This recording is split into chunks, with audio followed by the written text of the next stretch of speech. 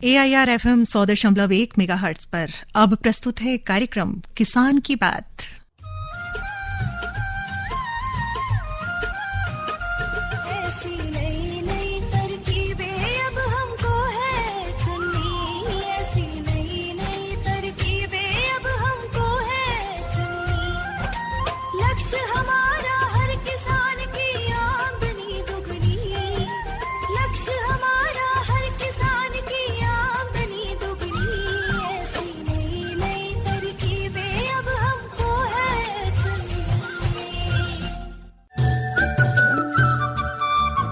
इस कार्यक्रम के प्रायोजक है कृषि एवं किसान कल्याण मंत्रालय, भारत सरकार। हर जोखिम से निकल कर फसल आए, सुरक्षित हो जाए। बीमा से हर किसान अब आत्मनिर्भर हो जाए। संकट के समय प्रधानमंत्री फसल बीमा योजना किसानों के लिए वरदान है। अब सूखा पड़े या बाढ़ आ जाए कोई डर नहीं, अब ओले पड़े या कीट पतंगे फसल खा जाए कोई फिक्र नहीं, क्योंकि हमने लिया है प्रधानमंत्री फसल बीमा। बुआई से फसल कटाई तक हर जोखिम का दावा, न्यूनतम प्रीमियम पर अधिकतम भुगतान का वादा। योजना से हर साल जुड़ रहे हैं 5 करोड़ से ज्यादा किसान। अब आपकी है बारी। नजदीकी कृषि कार्यालय, सहकारी समिति, बैंक शाखा, अधिकृत बीमा कंपनी या जन सेवा केंद्र में स्वेच्छा से करा सकते हैं पंजीकरण। फसल बीमा पोर्टल या फसल बीमा ऐप द्वारा भी कराया जा सकता है पंजीकरण। प्रधानमंत्री फसल बीमा योजना, आपकी फसलों का संपूर्ण सुरक्षा कवच। कृषि एवं किसान कल्याण मंत्रालय, भारत सरकार। नमस्कार, स्वागत, अभिनंदन सभी किसान मित्रों का और सभी सुनने वालों का। आज का हमारा खास कार्यक्रम किसान की बात में हर दिन हम लेकर आते हैं हमारे किसान भाइयों के लिए ऐसी जानकारियां जिससे कि हमारे किसान भाई ज्यादा से ज्यादा लाभान्वित हो सकें। और इससे पहले कि कार्यक्रम हम शुरू करें, मैं बता दूं कि मेरे साथ मेरा एक सहयोगी भी है। जी हाँ, मैं हूँ संजय। जी संजय, नमस्कार आपको भी। नमस्कार प्रतिमा। तो आज जो हम अपने किसान भाइयों को सुनाने जा रहे हैं वो भी एक खास बात है, क्योंकि गर्मियों का मौसम चल रहा है और गर्मियों के मौसम में जो हरी सब्जियां हैं या हरी सब्जियों के अलावा जो दूसरी सब्जियां भी होती हैं जिनका हम परिरक्षण कर सकते हैं, उनकी भी खास बात है। तो सब्जियों से तो वैसे भी हमारे किसान भाइयों को खूब लाभ होता है, नकदी फसल, और ज्यादा से ज्यादा लाभान्वित होने के लिए सब्जियों का उत्पादन भी होता है। जी हाँ, हमारे किसान भाई बहुत मेहनत करते हैं और वो अपने फसलों को बाजार में लाते हैं जिनमें सब्जियां भी शामिल होती हैं। और इन सब्जियों को ज्यादा से ज्यादा दिन तक वो किस तरह से फ्रेश रख सकते हैं, आज हम इस विषय पर चर्चा करने वाले हैं। तो अब बता देते हैं अपने किसान भाइयों को और अपने श्रोताओं को कि आज का हमारा विषय क्या है। जी हाँ, हमारा आज का विषय है अधिक आय के लिए सब्जियों का परिरक्षण। बिल्कुल, सब्जियों का परिरक्षण आपको कैसे करना है, इन्हीं सब बातों की जानकारी दे रही हैं हमारी विशेषज्ञ डॉक्टर श्रुति सेठी, प्रधान वैज्ञानिक, पोस्ट हार्वेस्ट टेक्नोलॉजी डिवीजन, भारतीय कृषि अनुसंधान संस्थान, पूसा, नई दिल्ली से। जी हाँ, और इनसे बातचीत की है प्रीति ने। चलिए आइए सुनते हैं ये एक महत्वपूर्ण जानकारी। की बात कार्यक्रम में आप सभी का स्वागत है। मैं आपके साथ प्रीति और हमारे साथ आकाशवाणी के स्टूडियो में डॉक्टर श्रुति सेठी। डॉक्टर साहब, आपका बहुत बहुत अभिनंदन, स्वागत आकाशवाणी के स्टूडियो में। धन्यवाद। और जब आप आती हैं तो हम सोचते हैं कि हमारे किसान मित्रों तक कुछ ऐसी महत्वपूर्ण जानकारियां हैं वो पहुंचनी बहुत जरूरी होती है। इनमें कुछ बातें ऐसी होती है कि हम सोचते हैं कि हमने पैदावार ली, फिर हम आगे क्या करें, उसको हम स्टोर करें, उसको कहाँ रखें, कैसे रखें। बात आती है परिरक्षण की, और जब आप आती हैं तो उसकी चर्चा बिल्कुल बनती है। क्यों डॉक्टर साहब? जी जरूर, ये तो बहुत आजकल महत्वपूर्ण हिस्सा हो गया है। आजकल आप देखेंगे कि हमेशा यही चर्चा रहती है कि कैसे हम लोग अपने जो उत्पाद है उसकी भंडारण अवधि बढ़ाए या उसको अलग अलग खाद्य पदार्थ बनाए उससे। तो ये बहुत ही महत्वपूर्ण टॉपिक लिया है आपने आज। जी, और जब आप स्टूडियो में हैं तो मैं ये सोच रही थी कि हमारे किसान मित्रों की इससे आय भी बढ़नी चाहिए, तो कुछ ऐसा ही विषय हम रख लेते हैं, अधिक आय के लिए फलों और सब्जियों का परिरक्षण। इस विषय पर आज हम चर्चा करेंगे और डॉक्टर श्रुति सेठी हमारे साथ हैं। आप प्रधान वैज्ञानिक हैं, भारतीय कृषि अनुसंधान संस्थान पूसा से बरसों से जुड़ी हैं। बिल्कुल, हमने कहा परिरक्षण, तो परिरक्षण का अर्थ क्या होता है ये पहले हम जान लेते हैं। जी, परिरक्षण जिसे हम कहते हैं प्रेजर्वेशन। जी, तो प्रेजर्वेशन यानी कि हम अपने जो भी हमारे जो फसल आती है उसको हम खाने योग्य कैसे बनाएं, या जैसे हम कहते हैं फूड प्रोसेसिंग जिसे बोलते हैं, और प्रोसेसिंग के अंदर ये परिरक्षण आता है कि हम उसको प्रिजर्व कैसे करें, जैसे हम उसके अलग अलग पदार्थ बनाएं और उनकी कैसे भंडारण अवधि बढ़ा सकें या उनको अलग अलग खाद्य उत्पाद में बनाएं। जैसे आपके पास अगर आम है तो उससे आप अचार भी बना सकते हैं, पन्ना भी बना सकते हैं, या कोई और चीज ऐसी हो जो उपभोक्ता को पसंद आए। एम यही होता है परिरक्षण का कि हम उसको ज्यादा लंबे समय तक अपने कंज्यूमर को कैसे उपलब्ध करा सकें। जी डॉक्टर श्रुति, बचपन में हम आम पापड़ बहुत खाया करते थे। तो जब तक हम उसे स्टोर करना नहीं सीखेंगे और सही रूप नहीं देंगे तब तक मजा कैसे आएगा। और ये भी तकनीक है कि कैसे सही आम पापड़ बनाया जाए, ये बहुत जरूरी है। तो इसके लिए तो ट्रेनिंग लेनी बहुत जरूरी है। बिल्कुल आपने बिल्कुल सही कहा। जो भी अपनी इकाई लगाना चाहे प्रोसेसिंग की, सबसे पहले जिस भी पदार्थ का वो बनाना चाहे, खाद्य उत्पाद जो भी बनाना चाहे, ताकि आपको छोटी मोटी बातें बिल्कुल पता चल जाए, श्रेष्ठ तरीके से आप बना पाए उत्पाद अपना, और आपकी क्वालिटी को कोई टक्कर ना दे पाए। तो वो जरूरी है, आप ट्रेनिंग जरूर लें ताकि आपको छोटी छोटी बातें पता चले, और अगर आप कहीं बीच में अटक जाते हैं तो आप उसको खुद ही सुलझा पाएं। तो ये सब ट्रेनिंग से ही आप कर सकते हैं। किसान कॉल सेंटर तो हमारे पास है ही, कहीं अटक जाते हैं तो वो हमें वहां तक पहुंचा देता है जहां हम अटक जाते हैं। डॉक्टर श्रुति, ट्रेनिंग के लिए क्या इसकी अवधि काफी लंबी चलती है? किसान भाई जो भी पदार्थ बनाना चाहे, या तो कमोडिटी स्पेसिफिक जैसे हम बोलते हैं, अगर आपने टमाटर पे काम शुरू करना है तो टमाटर के तो बहुत सारे उत्पाद बनते हैं। आप या तो पूरी ट्रेनिंग टमाटर के ऊपर ले लें, या आप अगर कोई सूखे हुए उत्पाद बनाना चाहते हैं, जैसे टमाटर का पाउडर हो गया, अदरक का पाउडर, आलू का पाउडर, सुखाने की विधि का ट्रेनिंग लेनी पड़ेगी। तो डिपेंड करता है कि हमारे किसान भाई कौन सी इकाई शुरू करना चाहते हैं, उसके बेस पे वो सिलेक्ट करें कि हमें इस टाइप की ट्रेनिंग लेनी है। और जो वो प्रोडक्ट सिलेक्ट करेंगे या जो टेक्नोलॉजी सिलेक्ट करेंगे, उस बेस पे जहां वो जाना चाहें वो जा सकते हैं। आजकल तो कई सरकारी संस्थाएं हैं, जैसे पूसा संस्थान में ट्रेनिंग दी जाती है, और भी बहुत संस्थान है, केवीके हैं सारे जहाँ पे ट्रेनिंग दी जाती है।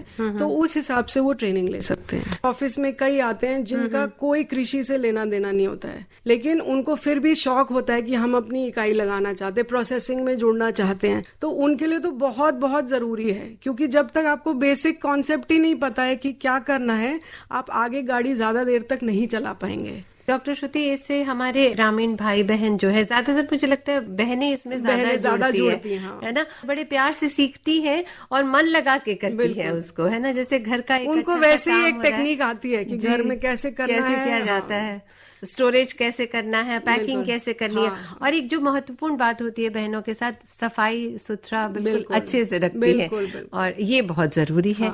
अगर हम देखें तो जीवन स्तर को बिल्कुल बेहतर कर सकते हैं इससे, है ना। अगर जैसे आपके पास आंवला है, जैसे किसान भाई हमारे आंवला बहुत उगाते हैं, आंवले की इतनी सेल नहीं होगी जितना आंवले का मुरब्बा होगा या आंवले का पाउडर होगा। अब देखिए बड़ी बड़ी कंपनियां आजकल आंवले का पाउडर लेती हैं, क्योंकि उसका बहुत ज्यादा न्यूट्रिशनल वैल्यू भी है और मेडिसिनल वैल्यू भी है। तो इसलिए अगर आप उसको ऐसे स्टेबल फॉर्म में कन्वर्ट कर देंगे, जो क्योंकि हमारे फल सब्जी तो बहुत जल्दी नष्ट हो जाता है, पेरिशेबल है। तो अगर आप उसको कोई भी स्टेबल फॉर्म में कन्वर्ट करेंगे तो ऑब्वियसली आपके जो आमदनी है वो बढ़ जाएगी, प्लस आप औरों को रोजगार भी देंगे, अपने साथी किसानों को रोजगार दे सकते हैं। कोई आपके जो गांव में किसान भाइयों के गांव में बच्चे हैं, जो लड़के हैं जिनको नौकरी नहीं मिल रही, वो ऐसी इकाइयों में जुड़ सकते हैं। आपको ऐसा लगा था जैसे बीच में कोविड का एक दौर आया था, तो उस समय चूंकि लोग घर पर ज्यादा रह रहे थे, हालांकि हमारे किसान मित्र कभी घर पे नहीं बैठे, लगातार निरंतर कार्य कर रहे हैं,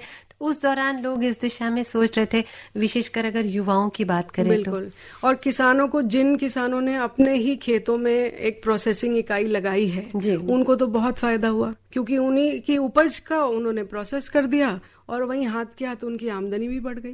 और एक बहुत महत्वपूर्ण बात होती है, आपने आमदनी की बात की है, तो कम लागत में काम हो जाए, कुछ ऐसा करना चाहते हैं हम भी, सब भी, और हमारे किसान मित्र तो बिल्कुल करना चाहते हैं। तो इस पर कुछ कहना चाहें आप? देखिए, कम लागत की कई सारी तकनीकें हैं, जैसे हम रासायनिक घोल में परिरक्षण कर सकते हैं, या डिहाइड्रेशन जिसे हम निर्जलीकरण कर सकते हैं। सोलर एनर्जी आजकल काफी यूज में है, उससे कर सकते हैं। या हमारे किसान भाई ये अचार चटनी का बहुत अच्छा बिजनेस है, जैम, मुरब्बा, जेली, इनका बहुत अच्छा बिजनेस चल रहा है। फिर और है किण्वीकरण, जैसे फर्मेंटेशन बोलते हैं हम, उससे भी कई सारे पदार्थ बन सकते हैं। तो ये सारी हमारी कम लागत की तकनीकें हैं जिसको उपयोग करके किसान भाई अपनी आमदनी बढ़ा सकते हैं। और आप देखेंगे इनमें से कुछ भी आप तकनीक लेंगे, मुश्किल से मुश्किल 3.5 लाख में आप छोटा सा लघु स्तर पे शुरू कर सकते हैं अपना उद्योग। अच्छा। और ये ध्यान रखना है कि क्वालिटी का बहुत ध्यान रखें, ताकि आपकी ब्रांड वैल्यू जिसे हम बोलते हैं, मार्केट में आपका लगातार वही क्वालिटी का प्रोडक्ट जाता रहे, तो आपको ऑर्डर भी उतने ही आते रहेंगे। कोई भी फूड प्रोडक्ट, खाद्य उत्पाद जो बनाता है किसान, जब तक आपको भारतीय सरकार का मानक नहीं मिलता है, FSSAI का लोगो या नंबर जिसे हम बोलते हैं वो नहीं मिलता है, आप कोई भी ऐसे खाद्य उत्पाद मार्केट में नहीं बेच सकते हैं। तो उसमें टेस्टिंग के लिए जब जाता है तो कौन कौन सी विशेष बातें होती है जो हमारे किसान भाई बहनों को ध्यान में रखनी चाहिए? सबसे पहले तो इंस्पेक्शन होता है। जब भी आप कोई रजिस्ट्रेशन कराएंगे तो नहीं है, लेकिन जब वहां से अधिकारी आते हैं वो आपकी प्रेमिसेस का इंस्पेक्शन करेंगे। तो किसान भाई ध्यान रखें, जो भी आपका प्रेमिसेस है जहां आप अपनी प्रोसेसिंग कर रहे हैं वो साफ सुथरी होनी चाहिए, और ऐसी जगह पे ना हो जिससे आपका जो क्वालिटी है प्रोडक्ट की जी वो खराब हो। तो ये बहुत ध्यान रखना है। तो इन सब बातों को आप बिल्कुल ध्यान में रखिए और बिल्कुल ध्यान से हर काम कीजिए।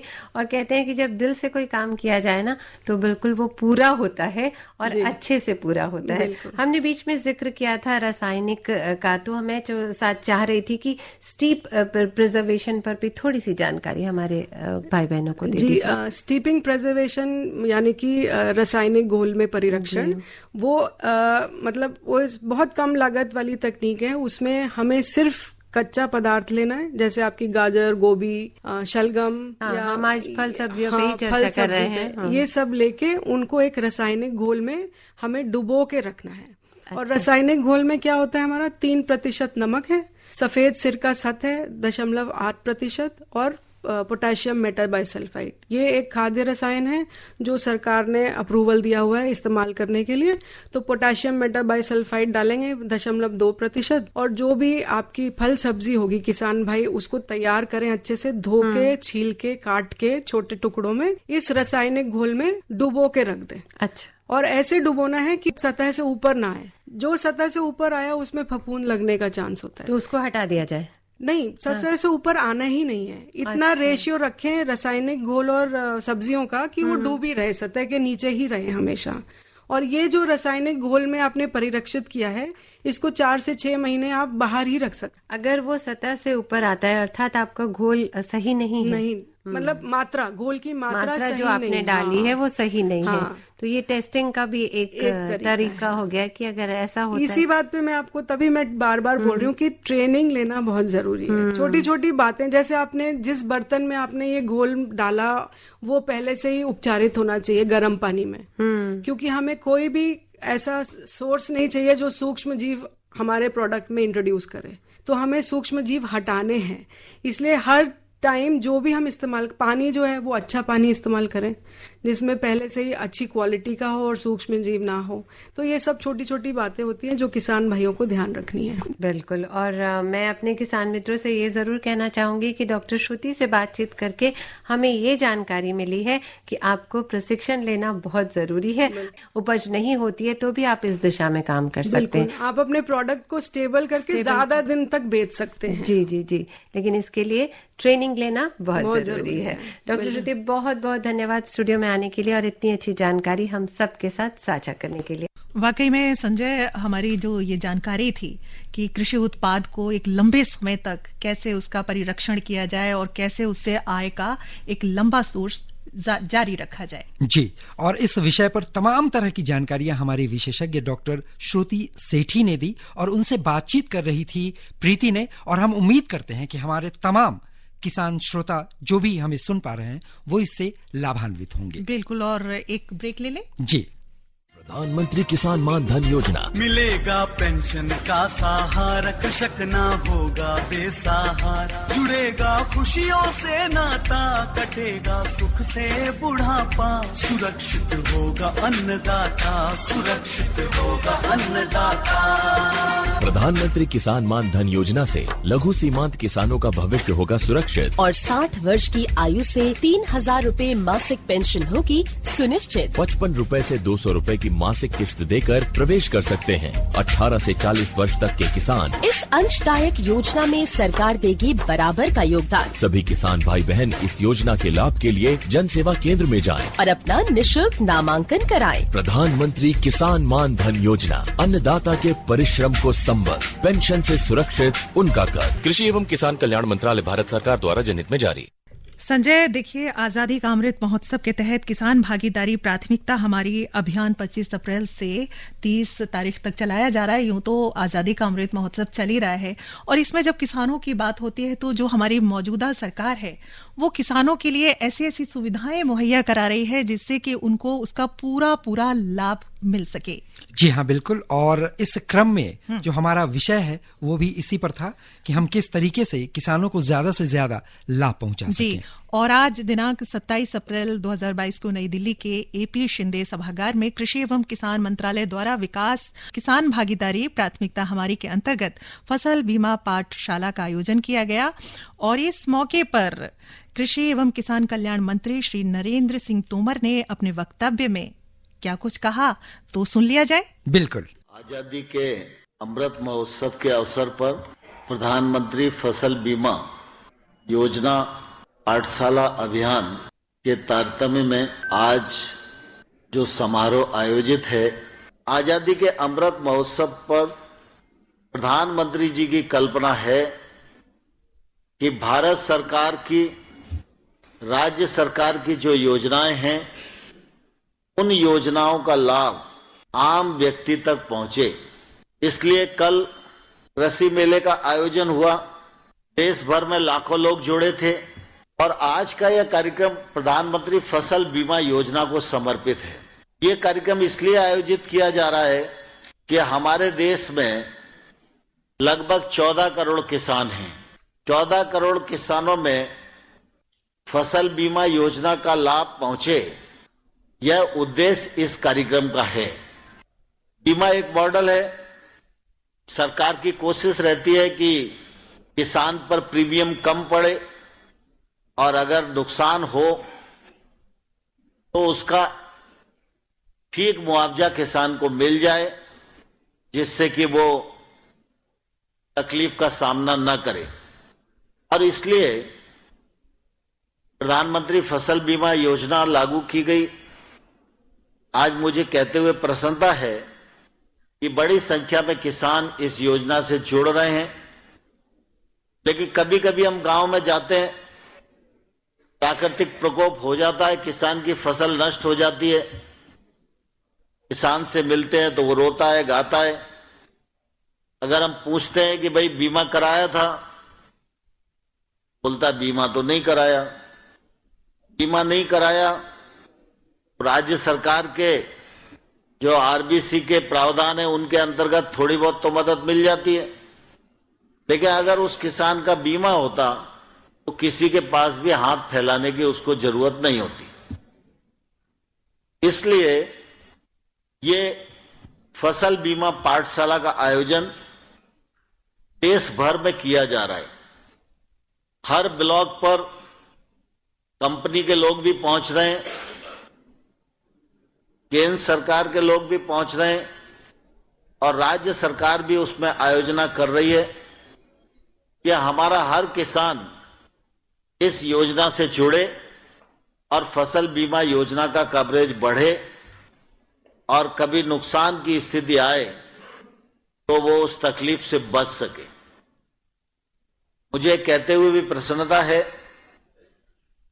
कि अभी जिन किसान भाइयों से बात हो रही थी उन लोगों ने भी फसल बीमा योजना का लाभ लिया है और उन्होंने देश भर के आज वर्चुअल जुड़े हुए किसान भाइयों और बहनों को अनुरोध किया है कि आप सब लोग भी जुड़ें ये बड़ा सुरक्षा कवच है और इसलिए इस योजना का दायरा बढ़े, और दायरा बढ़ेगा तो सुविधाएं और बढ़ेंगी। अभी तक मुझे ध्यान है कि इस योजना के अंतर्गत किसानों का प्रीमियम 21,000 करोड़ रुपया जमा हुआ। जहां जहां नुकसान हुआ है वहां 21,000 करोड़ के विरुद्ध 1,15,000 करोड़ रुपए से अधिक का मुआवजा किसानों के खाते में जमा किया गया। अब ये फसल बीमा योजना नहीं होती तो 1,15,000 करोड़ रुपया किसान को नहीं मिलता। आजादी के अमृत महोत्सव के अवसर पर फसल बीमा आम किसान तक पहुंचे। प्रधानमंत्री किसान सम्मान निधि, उस योजना में जो पात्र किसान बचे हैं, जल्दी से जल्दी अभियान चलाकर राज्य सरकारें उनके नामों को भी भेजें, जिससे कि हर छोटे किसान को, पात्र किसान को किसान सम्मान निधि का लाभ भी मिल सके। लेकिन मैं धन्यवाद देना चाहता हूं केंद्र सरकार की हमारी टीम, हमारे सचिव महोदय और राज्य सरकार, इन सब ने मिलकर जो प्रयत्न किया, तो आज लगभग 11.5 करोड़ किसान इस योजना में पंजीबद्ध हो गए हैं और अभी तक 1,82,000 करोड़ रुपया सम्मान निधि का किसानों के खाते में जमा किया गया।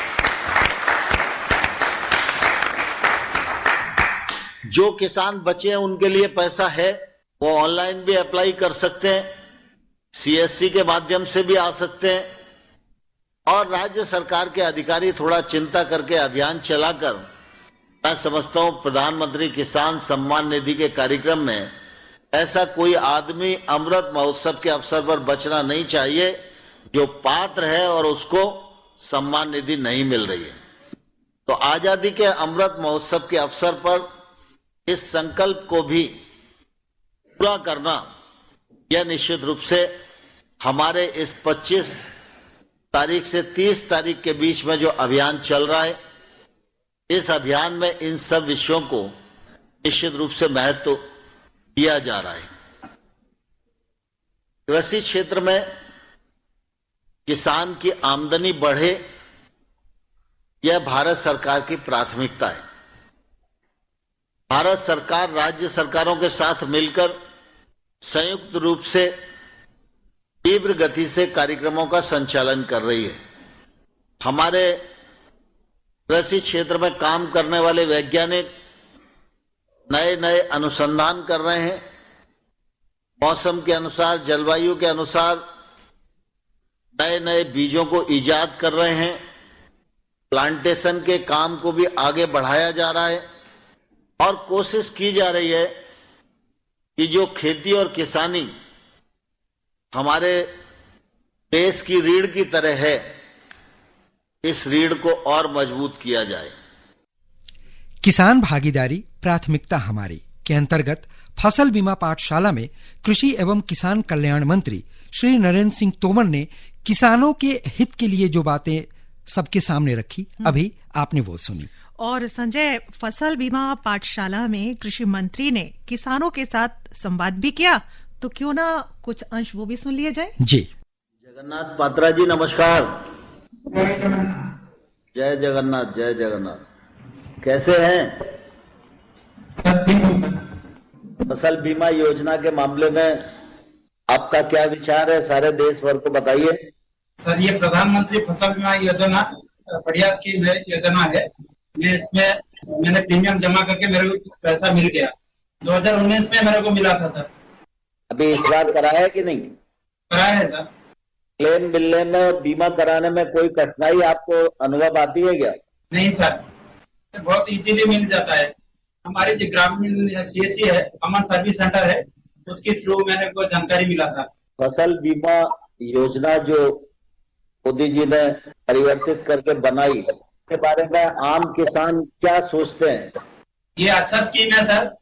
उड़ीसा में बहुत सारे प्राकृतिक विपर्यय आता है, ज्यादा टाइम कब पानी आता है तो कम अम्फन आता है, तो हम लोग ये फसल बीमा जो प्रीमियम जमा करके हमको पैसा भी मिल जाता है अच्छा से, सोसाइटी के थ्रू करते हैं तो थोड़ा टाइम लगता है, और हम जो CSC common service centre through किसे करते हैं तो ये डायरेक्टली हमारा अकाउंट में जमा हो जाता है, कहीं जाना नहीं पड़ता है। फसल बीमा से संबंधित जगन्नाथ जी, आपको कुछ और ऐसा लगता है क्या कि इसमें और कोई सुधार कर दें तो और अच्छा किसानों को सहूलियत मिल जाए? ऐसा कुछ ध्यान में सुझाव आता है आपके? मैं आपके माध्यम से ये रिक्वेस्ट करना चाहता हूँ, हमारा जो गांव में अगर ज्यादा किसान हो उसकी ये स्कीम को पता चलेगा तो उनको अच्छा ही, बहुत ज्यादा ही करेंगे।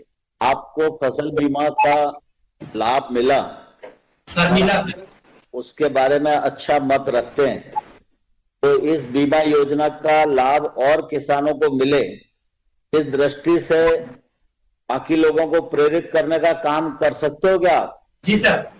आप कोशिश करिए और ये पूरा जो अभियान फसल बीमा के लिए आजादी के अमृत महोत्सव के अंतर्गत चल रहा है, इसको मदद करिए। जी सर। चलिए इस कड़ी को आगे बढ़ाते हैं। अब हम चलते हैं मध्य प्रदेश, जहां प्रधानमंत्री फसल बीमा योजना से जुड़े हुए किसानों से माननीय मंत्री जी संवाद करेंगे। मध्य प्रदेश राम पूजन पटेल जी हैं? जी सर, नमस्कार। नमस्कार नमस्कार पटेल साहब, कैसे हो? सर बढ़िया। आज फसल बीमा के कार्यक्रम में आए हैं, आपके यहाँ कितने किसान इस कार्यक्रम से जुड़े हैं, कुछ अंदाज है? रूम में तो कम से कम 35 से 40 हैं, और बाकी यूट्यूब के माध्यम से भी जुड़े होंगे। फसल बीमा योजना के बारे में आपका क्या विचार है, जरा सब किसानों को बताइए।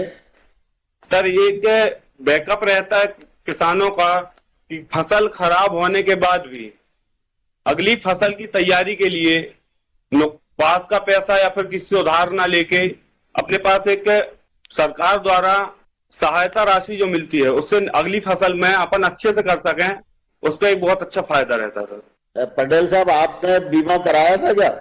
जी सर। तो कितना प्रीमियम जमा हुआ और नुकसान की भरपाई कितनी हुई, कुछ बताएंगे? 2232 रुपए प्रीमियम कटा था सर, जिसमें हमें 61,474 रुपए की राशि क्लेम मिली थी सर। 2232 रुपया जमा हुआ और 61,000 रुपया मिला। 61,474 रुपए। 61,474, ये तो अच्छा आंकड़ा है। वैसे भी मध्य प्रदेश में तो काफी बीमा मिला है अभी पिछले दिनों ही। फसल बीमा के अतिरिक्त और कौन सी योजना आपको अच्छी लगती है जिसके बारे में आप कुछ अपना बताना चाहेंगे? कस्टम हायरिंग की सुविधा जो थी सर वो बहुत अच्छी थी। Custom hiring center? जी सर। सर आपकी जो दलहन और तिलहन विकास में जो क्रांतिकारी योजना आई है, उसे इस वैश्विक महामारी और वैश्विक वार में हिंदुस्तान आज दलहन और तिलहन के मामले में जो आत्मनिर्भर हो रहा है और पूरा विश्व आज हमारी ओर देख रहा है, इसके लिए केंद्र सरकार को और आपका बहुत बहुत धन्यवाद। और जो मध्य प्रदेश में मोटे अनाज के लिए जो आपकी स्कीम आई है वो भविष्य में बहुत ही क्रांतिकारी परिवर्तन लाएगी। और सर कृषि क्लिनिक जो अटल जी ने चालू की थी उसको 20 वर्षों से जुड़ा हूँ, वो फील्ड का काफी वर्क है, तो जो एक व्यापक परिवर्तन 6 से 7 वर्ष में दिख रहा है और पूरा विश्व आज हमारी ओर देख रहा है, इसके लिए आपका और देश के प्रधानमंत्री का हार्दिक हार्दिक धन्यवाद देता हूँ। जी हाँ, हार्दिक धन्यवाद देते हैं हमारे किसान भाई बहन। और फसल बीमा पाठशाला में कृषि मंत्री ने किसानों के साथ जो संवाद किया, अभी आप सुन रहे थे वही अंश। जी हाँ, और अब किसान भागीदारी प्राथमिकता हमारी क्रम में राष्ट्रीय कृषि विकास योजना से लाभान्वित किसान से हमारे सहयोगी ने बातचीत की। तो आइए सुनते हैं। नमस्कार, किसान भागीदारी प्राथमिकता हमारी में आइए बात करते हैं राष्ट्रीय कृषि विकास योजना रफ्तार से लाभान्वित एक किसान मित्र से। नमस्कार। नमस्कार, मैं अशोक मनवानी, RKVY रफ्तार की योजना से लाभान्वित हुआ किसान। आजादी के अमृत महोत्सव में सभी को शुभकामनाएं। ICR पूसा की RKVY योजना से मैं लाभान्वित हुआ हूं। मैं अशोक मनवानी और मेरी सहयोगी कुलंजन दुबे मनवानी, हम लोग मोती पालक के इनोवेटर हैं। हमने मोती पालन में 20 वर्षों से मोती के ऊपर कई रिसर्च किए, कई गांव में हमने प्रोजेक्ट लगाए और उनमें हमने मोती निकाला। लेकिन हमें एक ऐसा फंड चाहिए था जिससे हम भारत के आविष्कारों को आगे बढ़ाएं मोती में। तो मैं किसान भाइयों से ये कहना चाहता हूँ कि किसान भाई हम लोग कई आविष्कार करते हैं, लेकिन हमें फंड की वजह से या हम नए कुछ आविष्कार करते हैं जिसमें हमें दुविधाएं होती हैं। इसके लिए भारत सरकार ने RKVY रफ्तार एक योजना चालू की गई है जिसमें 2 भाग हैं। एक भाग जो है अंकुरित होता है, यानी हम कोई चीज इनोवेट करते हैं तो वो पेपर पे रहती है, उसको हम अगर हम प्रोटोटाइप बनाते हैं तो उसके लिए हमें फंड 5 लाख रुपए मिलता है। दूसरा जो होता है उसके अगर हम करते रहें प्रयोग और उसको आगे बढ़ाने के लिए जाते हैं तो दूसरा फंड जो होता है वो 20 लाख रुपए के लिए होता है। ये टोटल अमाउंट 25 लाख का होता है। तो भारत में हमने अलग अलग राज्यों में मोती उगाने के बाद उनमें कई आविष्कार किए और उनमें कई इनोवेशन किए। उनको रजिस्ट्रेशन के लिए या पेटेंट के लिए हमें जो दुविधाएं होती हैं, ये सारा जो है भारत सरकार जो हमें, हमारा चयन IIT BHU वाराणसी से हुआ और यहाँ से हमें चयन किया गया और पूसा दिल्ली से हमें ये फंडिंग किया गया।